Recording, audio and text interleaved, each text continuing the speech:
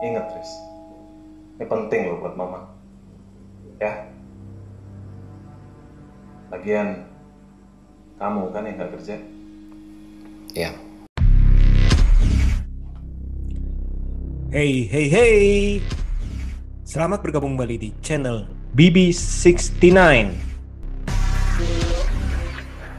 Sobat BB69, kemarin di JAV diputar sebuah film pendek yang berkisah mengenai seorang pemuda yang merasa segala tindak tanduknya selalu salah dan malahan berdampak negatif kepada orang sekitarnya, terutama keluarganya.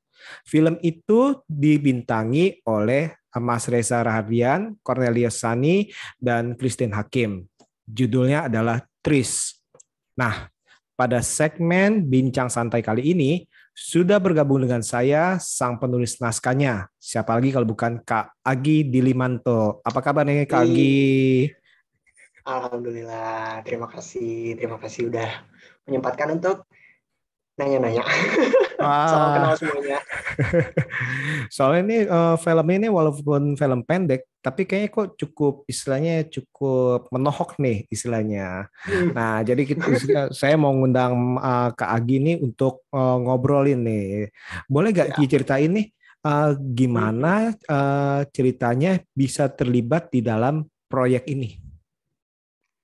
Em, Sebenarnya banyak banget sih yang nanya kayak gini. Saya soalnya kan mungkin ngelihat sutradaranya Bu Jenar, terus kayak Hmm. aktornya juga Mas Reza Radian, Bu Christine Hakim, terus ada Cornelius Sani. Cuman surprisingly, kalau nggak salah aku tuh orang pertama yang di hire sama eksekutif produsernya untuk masuk ke proyek ini sih. Jadi kayak awalnya tuh dia kayak, oh gue punya ide nih ceritaan untuk ini.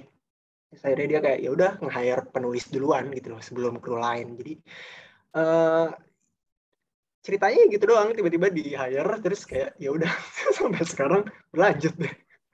Oke, oke. Gitu Jadi doang sebenarnya.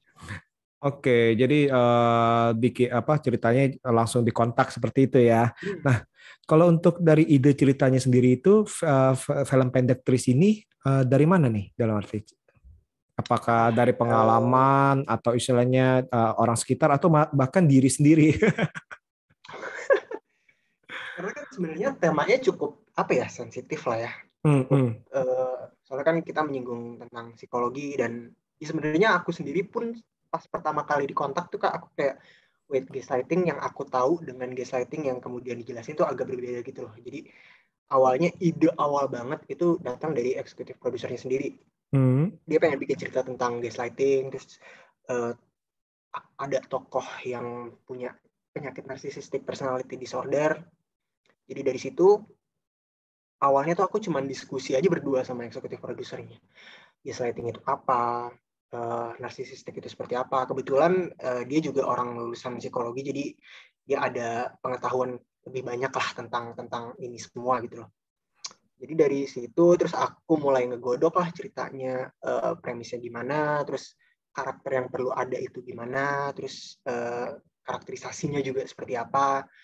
Terus ya terus riset sih yang banyak sih, harus banyak banget riset soalnya ini kan isunya cukup, kalau misalkan agak meleset dikit bahaya banget lah intinya gitu kan. Jadi kayak aku ketemu ngobrol dengan psikolog, ada beberapa psikolog yang aku ajak ngobrol juga, terus ada beberapa channel di YouTube yang kebetulan juga ngebahas tentang narcissistic. Jadi ide ceritanya tuh awalnya dari eksekutif produser, terus aku ngegodok sendiri, terus aku kayak oh nih sinopsisnya begini, terus aku balikin lagi ke eksekutif produsernya, kalau misalkan dia setuju ya udah lanjut, kalau enggak diobrolin lagi kira-kira apa yang perlu diperbaiki, itu sih paling. Hmm, hmm, hmm. Jadi yang memang ini kan kalau gaslighting kan kalau secara apa secara definisi kan kurang lebih kan bentuk manipulasi dalam suatu hubungan yang membuat korbannya itu selalu merasa bersalah dan meragukan diri sendiri nih.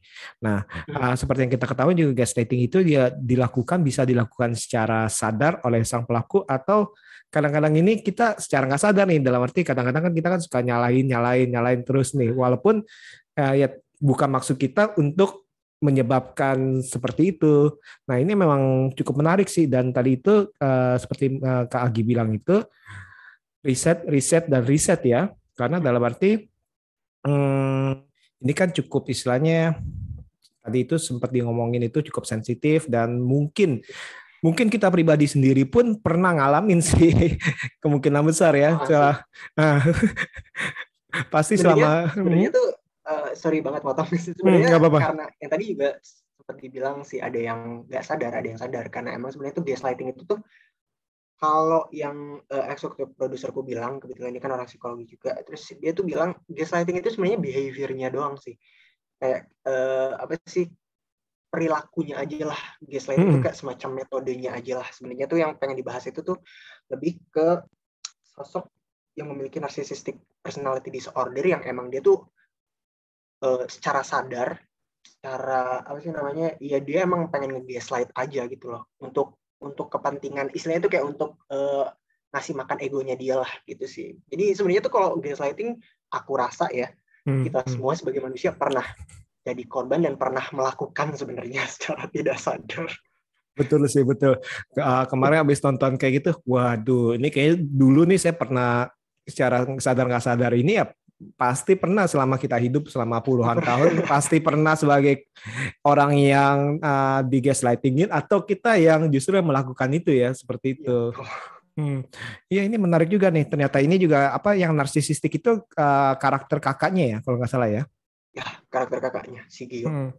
Jadi dia itu lebih apa ingin mendominasi ke adiknya ya seperti itu ya. Ya. Nah, terus dalam istilahnya pencarian data atau istilahnya pencarian informasi mengenai narsisistik ataupun gaslighting itu ada tantangan-tantangan tersendiri nggak? Banyak sih sebenarnya karena isunya tentang kesehatan mental, ya harus hati-hati banget lah istilahnya. Kalau misalkan salah satu kata aja bisa berbahaya banget sih, kayak definisinya salah satu kata aja itu bisa bahaya banget. Jadi tantangannya itu sebenarnya lebih ke arah gimana caranya aku memportray korban dan pelakunya tanpa membesar-besarkan atau tanpa melebih-lebihkan gitu loh. Kayak si Gio, dia tuh kan narcissistic personality disorder. Sebenarnya tuh harusnya dia tuh dari luar kelihatan itu dia karismatik banget. Dia tuh kayak semacam malaikat lah untuk dilihat orang lain tuh dia tuh kayak malaikat lah. Cuman di balik itu semua ternyata dia setan, bukan malaikat. Tantangannya itu sih sebenarnya untuk kayak gimana sih caranya bikin karakter yang sebenarnya evil banget tapi kita harus kayak ngelapisin dengan kebaikan.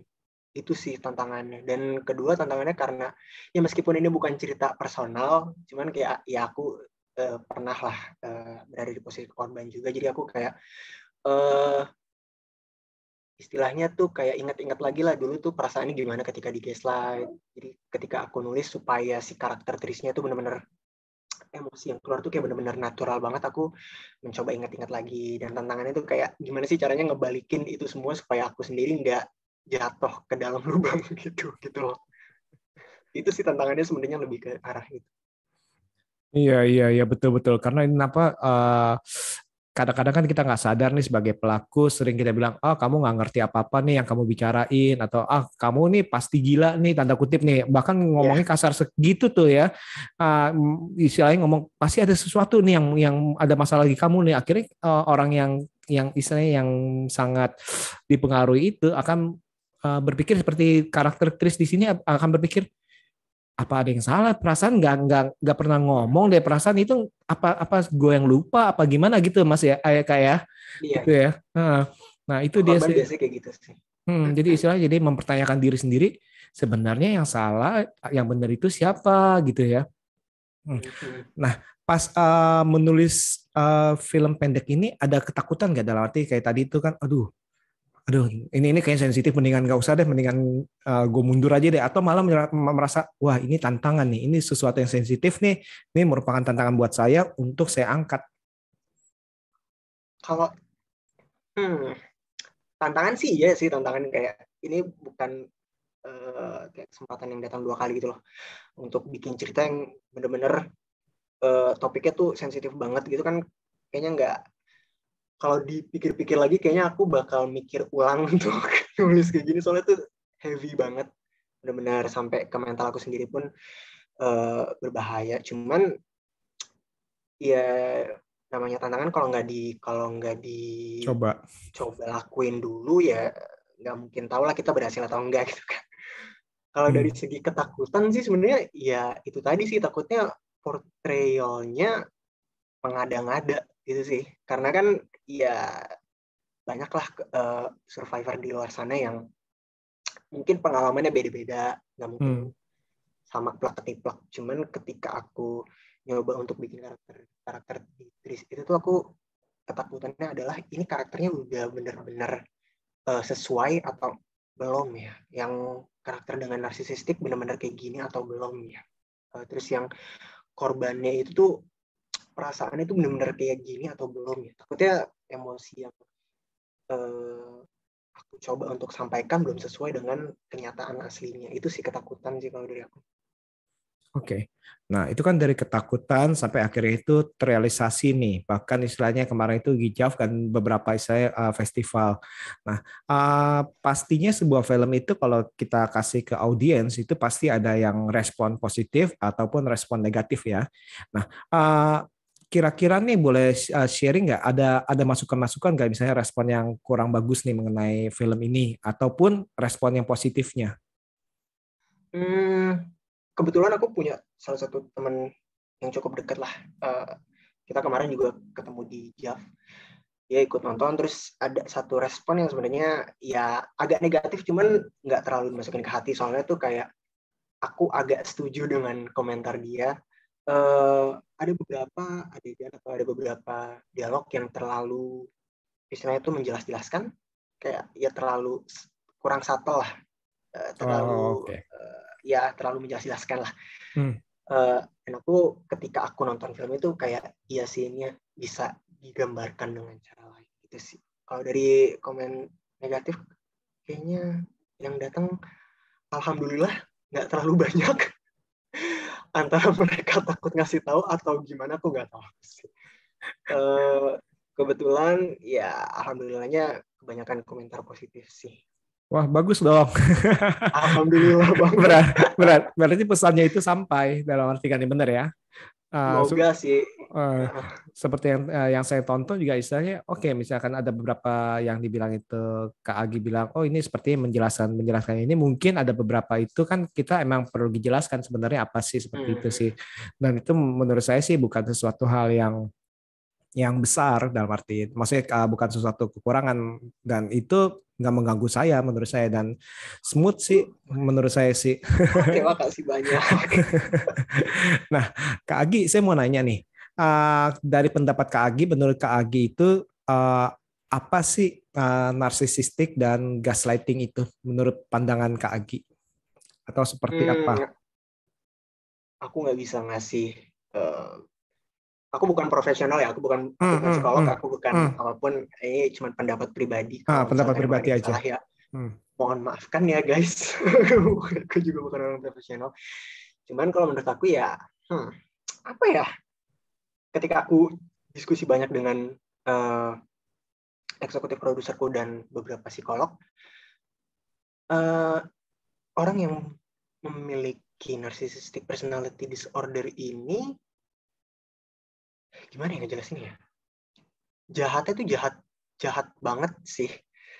Sampai ke tahap gaslighting yang dia lakukan itu nggak akan berhenti sampai salah satu di antara dua orang itu meninggal.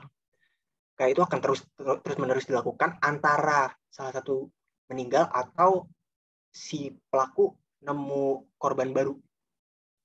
Wow, itu kalau dari hasil sharing dengan profesional ya, nggak ngerti ya? Iya, itu beberapa kali aku ngobrol kayak, wow, ini tuh kayak bener-bener apa ya? Istilahnya itu kayak serial killer gitulah. Kalau misalkan udah ada korban baru, dia bakal ngejar orang itu untuk di-gaslighting. Itu tuh kayak, wow, jahat banget loh. Cuman balik lagi karena ini penyakit, aku jadi agak mikir lagi, ini orang aslinya emang jahat atau gara-gara penyakit doang gitu kan.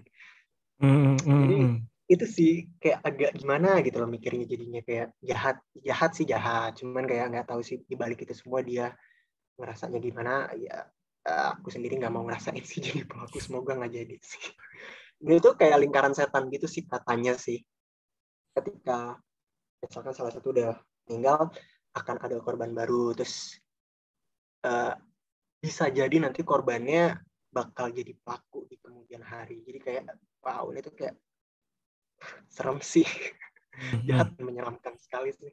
Betul.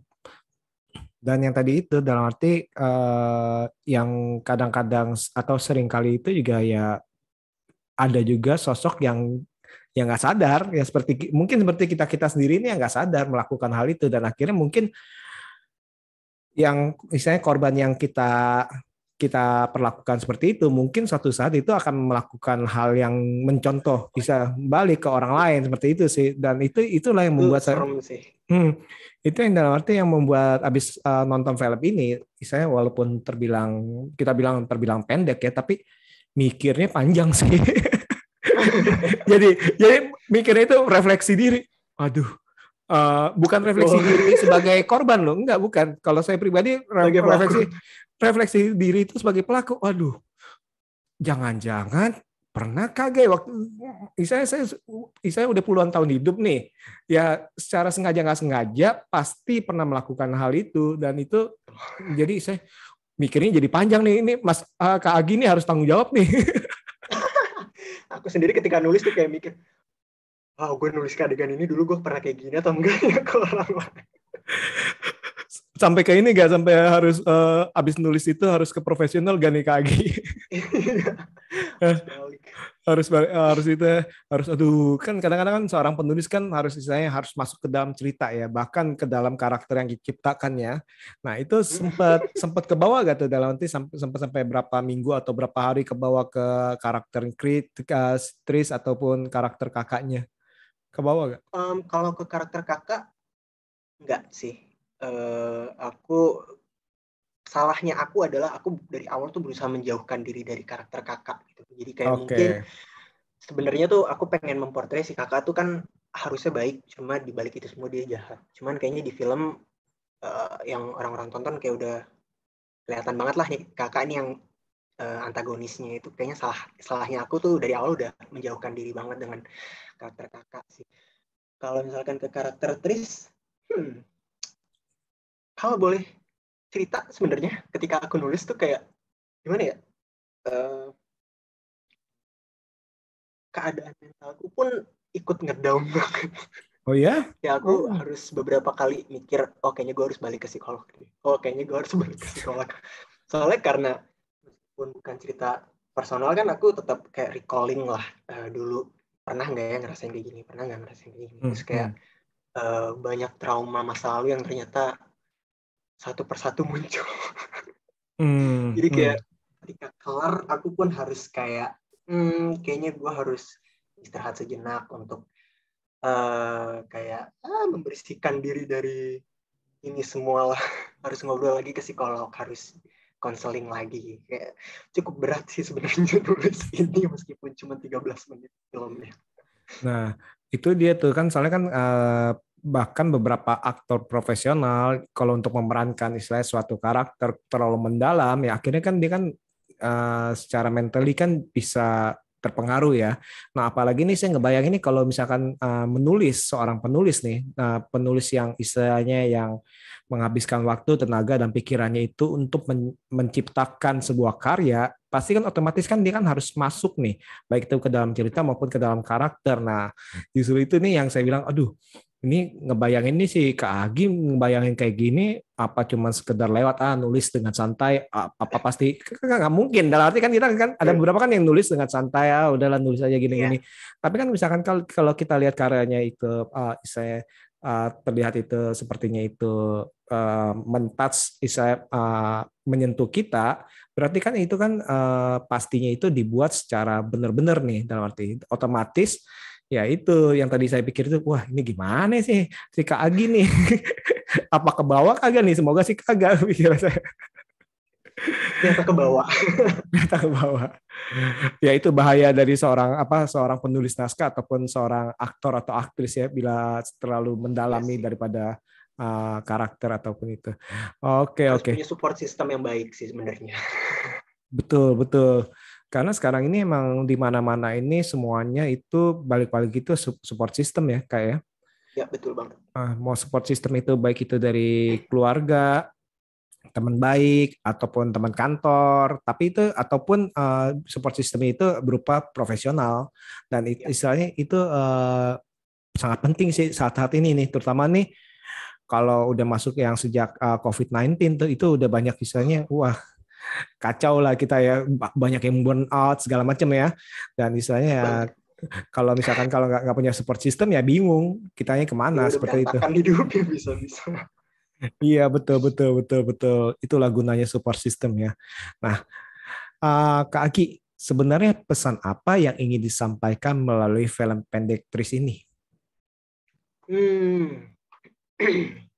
Sebenarnya kalau misalkan masalah pesan tuh aku kayak menyerahkan ke penonton sih, pesan apa yang mereka tangkap. Kalau misalkan aku soalnya dari awal aku nulis ini tuh kayak lebih ke arah metode terapi aku sendiri sih, kayak untuk healing diri sendiri segala macem. Jadi ketika aku nulis ini, meskipun aku membawa istilahnya itu kayak membawa sebuah pesan, tapi aku nggak mau pesan yang aku bawa itu benar-benar harus sampai ke penonton. Jadi kayak penonton punya hak untuk merepresentasikan film ini menjadi pesan apa sih yang mereka dapat gitu sih. Kalau dari aku sendiri sebenarnya ya intinya biar orang-orang pada kenal lah behavior gaslighting ini. Karena sebenarnya kan ya tadi kan udah kita bahas ya, banyak banget yang orang lakuin ini tanpa mereka sadar. Kalau mereka udah sadar gaslighting itu apa, mungkin mereka akan berpikir 2 kali sebelum melakukan itu. Harapannya itu doang sih kalau dari aku. Cuman kalau misalkan penonton lain dapatnya pesannya tuh yang lain, aku nggak keberatan sih. Tergantung mereka sih sebenarnya. Soalnya kan pandangan orang beda-beda ya. Aku nggak bisa memaksakan pandangan aku harus masuk ke orang lain, itu aku nggak mau kayak gitu juga sih sebenarnya. Kalau bisa misalkan kalau banyak mendapatkan pesan yang lain, langsung DM ke Kak Agi aja ya. Oh Kak Agi ini gue dapetnya kayak gini loh. Bener kan ya? Kadang-kadang kan kita kan nggak tahu ya. Oh ternyata orang itu dapetnya ini. Bisa. Oh ya mungkin juga nih. Benar-benar. Jadi benar. Kalau misalkan emang pesannya berbeda terus kayak berlawanan dengan yang aku ingin sampaikan, nggak apa-apa loh. Sampaikan aja ke aku. Mungkin itu bisa jadi itu pelajaran aku ke depannya untuk nulis karya selanjutnya sih. Itu sih sebenarnya. Oke. Nih tadi ngomongin karya selanjutnya nih. Boleh tanya nggak? Ada istilahnya proyek impian nggak? Aduh, kayaknya ini pengen nulis mengenai apa? Ada nggak proyek impian yang belum sampai saat ini belum kesampaian? Proyek impian pasti banyak banget. Kebetulan kan film Tris ini juga bisa dibilang film pendek pertama aku sih sebenarnya nulis sebagai seorang penulis seorang diri, karena sebelumnya tuh kan aku nulis beberapa series itu dalam tim. Terus dapat kesempatan ini, terus kemudian kayak kesempatan untuk kerja bareng sama Bu Jinar, terus kayak Reza Rahadian, Bu Christine Hakim, ini kayak wow. Luar biasa. Keren itu. Sebenarnya salah satu proyek impian aku ya bisa nulis untuk aktor-aktor yang kebetulan main di Tris. Aku nggak tahu lagi harus mimpi apa lagi, karena sebenarnya banyak sih, cuman kayak ya udahlah, nggak mau difokusin ke proyek impian dulu sih, kayak ya sedapatnya aja dulu. Kalau misalkan emang kebetulan cocok dengan apa yang ingin aku kerjakan ya alhamdulillah, kalau enggak ya udah jalan gitu. Atau ingin apa film thriller, komedi, apa science fiction, kebayang nggak? Apa tetap mau ini musical? Maunya musical. Aku suka banget musical. Aku suka banget musical. Pengen banget nulis musical sih. Kalau gitu udah nonton West Side Story dong ya?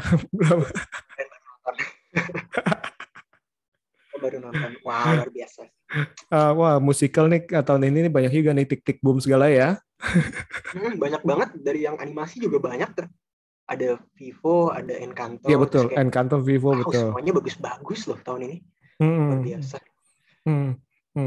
Wah, nanti ini semoga nih kesampaian nih apa musikal. Amin. Jangan-jangan musikal horor loh, kok musikal horor? Bisa jadi sih. Kan belum ada kan di Indonesia kan? Belum ada sih. Setahu aku belum ada musikal horor. Paling Sweeney Todd. Sweeney Todd itu kan thriller ataupun horror Sorry, itu juga shop masuk. ya, yang Ya, Steve Martin. Horror Shop. Horror Shop itu kan musikal juga ya.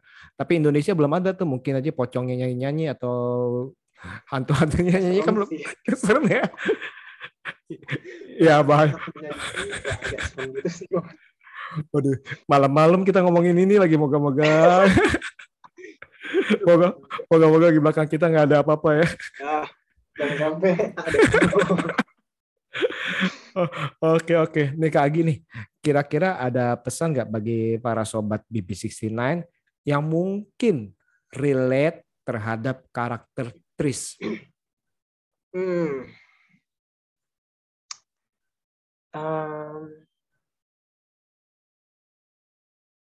Agak kasar sih sebenarnya kalau ngomong kayak gini, tapi sebenarnya kalau emang kalian relate, get help sih.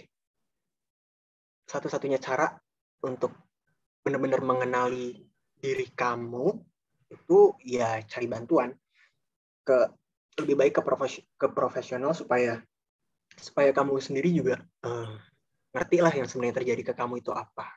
Kan bisa jadi emang gaslighting, bisa jadi lebih dari itu, bisa jadi yang lain kan. Kalau kita cuma nebak diri sendiri doang kan kita nggak akan tahu ya. Jadi kayak lebih baik get help sih ke yang profesional. Semoga semuanya membaik lah. Betul. Atau ya minimal harus cari support system. Saya ya harus berani mengungkapkan. Mungkin saya dia mikirnya gimana, dia harus mengungkapkan baik itu keluarga ataupun teman baik. Istilahnya setidaknya itu orang-orang terdekat. Istilahnya bukan hanya orang-orang yang tukang gosip istilahnya kita ngomong ya, dalam arti. Jadi istilahnya jangan bukan. dipendam sendiri. Dan itu kadang-kadang benar, jangan dipendam sendiri karena ya tadi itu mungkin aja memang bukan, tapi mungkin aja ya memang iya. Apapun itu tetap harus. Bisa jadi lebih parah malah kan. Kita Betul. nggak tahu ya. Betul, mungkin aja ya tadi itu Kak Agi bilang mungkin aja lebih parah. Jadi istilahnya cari support system, dan mungkin kalau memang butuh profesional sekarang kayak kita ini udah lebih terbuka ya, dalam arti melihat mencari bantuan ke profesional itu merupakan sebuah hal yang udah lumrah udah pada saat wajar ini. banget, iya. Seperti di luar negeri juga mereka itu udah wajar, bisa kebutuhannya itu seperti itu. Oke, terima kasih banget nih Kak Agi nih udah ngobrol-ngobrol santai nih, udah saya cerita-cerita mengenai bagaimana cara menulis film Tris ini, dan istilahnya dari pengalaman Kak Agi nih dalam istilahnya membentuk istilahnya sebuah cerita film pendek Tris ini nih istilahnya. Semoga lain waktu ini kalau saya ada kesempatan kita bisa ngobrol-ngobrol lain dengan tema yang berbeda tentunya nih Kak Agi ya. Semoga ada waktu, ada kesempatan lain di karya lain mungkin. Semoga. Harus dinantikan. Kan kita harus yakin ya, harus ya. Harus optimis. Oke Kak Agi, sekali lagi saya ucapkan terima kasih dan sukses nih untuk film Tris nih untuk di festival-festival lainnya nih. Oke, sekali lagi untuk para sobat BB69, terima kasih untuk mendengarkan episode kali ini, dan jangan lupa mendengarkan episode-episode lainnya tentunya dengan tema berbeda. Saya pamit dan see you. Bye.